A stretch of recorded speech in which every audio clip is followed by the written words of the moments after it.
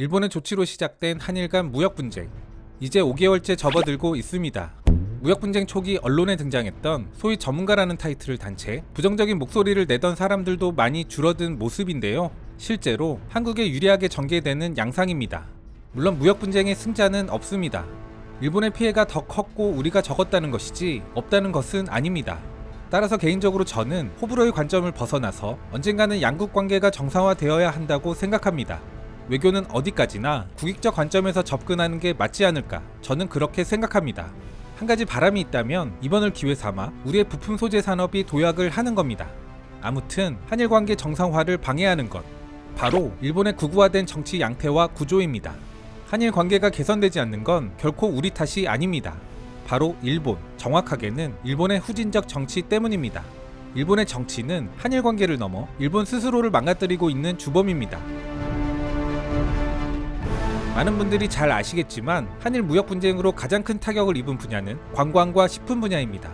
특히 관광 분야는 일본의 정치 지형도를 흔들 수 있는 마중물이 될 수 있기 때문에 의미가 남다르기도 한데요. 아무튼 일본에서는 도쿄올림픽을 앞두고 관광객이 꾸준히 늘어나고 있지만 한국은 여기서 예외입니다. 11월 한국인 관광객은 전년 동월 대비 65.1% 줄었다.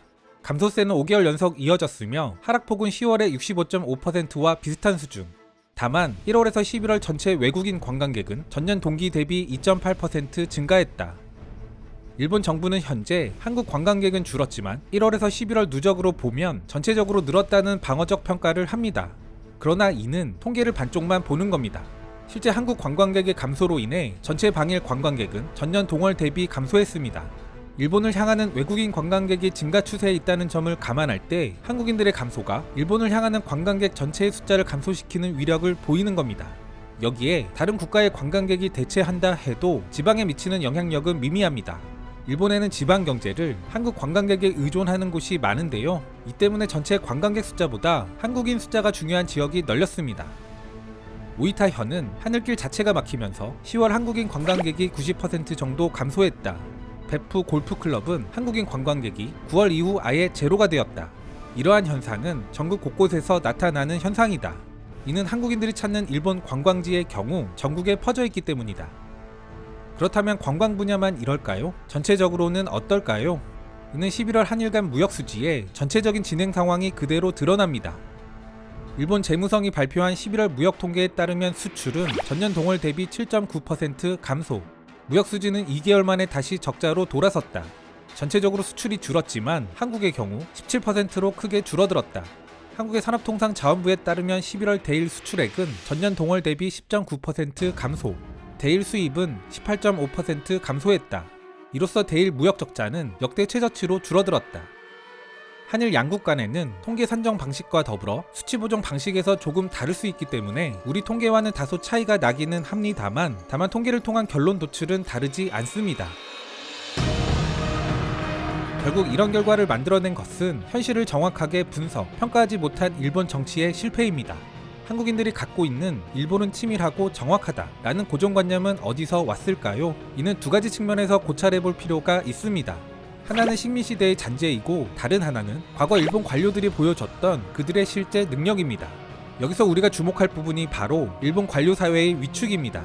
우리는 관료주의라고 하면 무언가 비효율의 상징처럼 느끼고는 합니다만 일본이 경제대국이 되는데 실질적으로 기여한 그룹이 바로 관료들입니다. 실제 일본 사회는 정책 의사결정의 측면에서 관료들의 힘이 막강한 사회이기도 합니다. 일개 총리가 담당 관청의 관리가 써준 문구를 잘못 읽는다는 게 웬 말인가? 자민당을 잠시 몰아냈던 민주당 시절에 일본의 한 고위 공무원이 했다고 알려진 발언입니다. 일본의 관료주의는 그 뿌리가 매우 깊습니다. 일본 관료층은 메이지 유신으로 실업자가 된 사무라이 계급을 중심으로 형성된 하나의 계층적 특성을 갖습니다. 그들 스스로도 전문성을 무기로 일본의 선진화를 이끌었다는 자부심이 있습니다.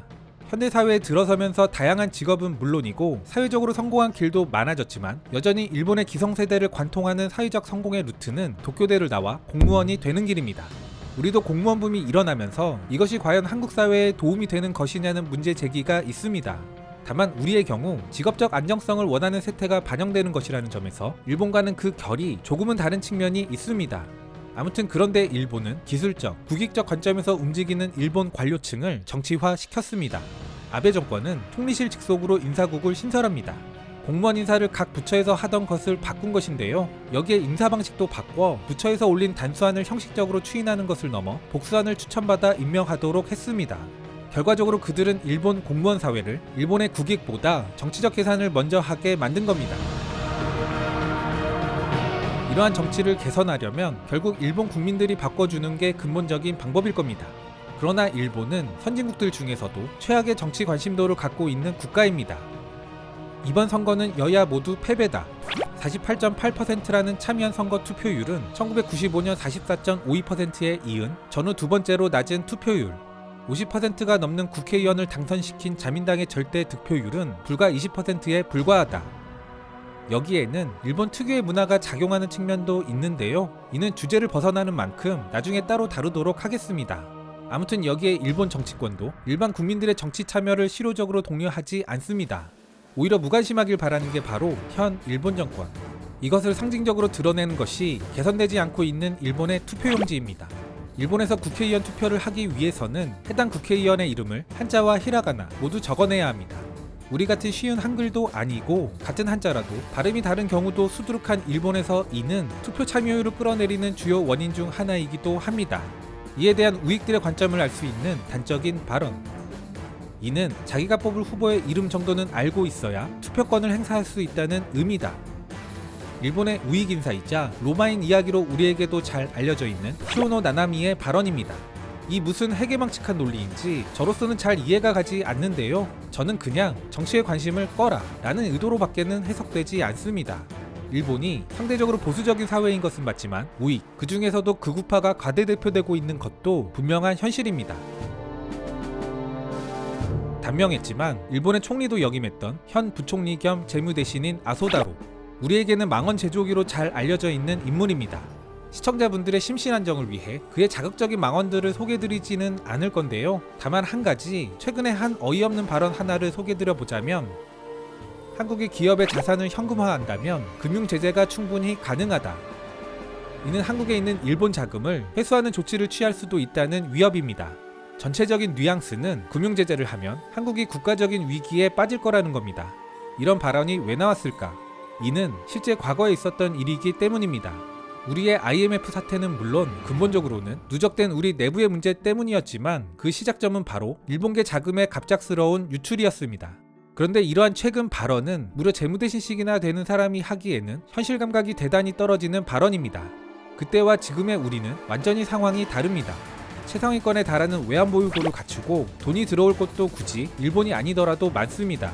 초저금리인 일본 자금을 대체하게 되면 금융기관들의 이자 부담은 조금 늘어나겠지만 경제 자체가 타격받을 수준은 아닙니다. 반면 IMF 이후 힘들게 재진출한 일본계 금융자금들만 한국 내 기반을 잃어버릴 겁니다. 이런 인물이 집안을 배경으로 활발한 정치활동을 해나가는 게 일본입니다.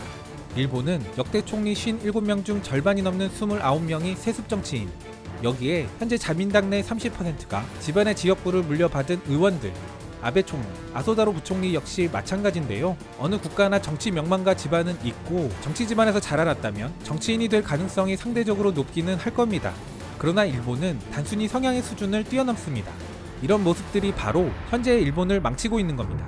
정치가 나라를 퇴보시키고 있는 국가 일본, 머지않은 미래 우리가 충분히 앞지를 수 있지 않을까요?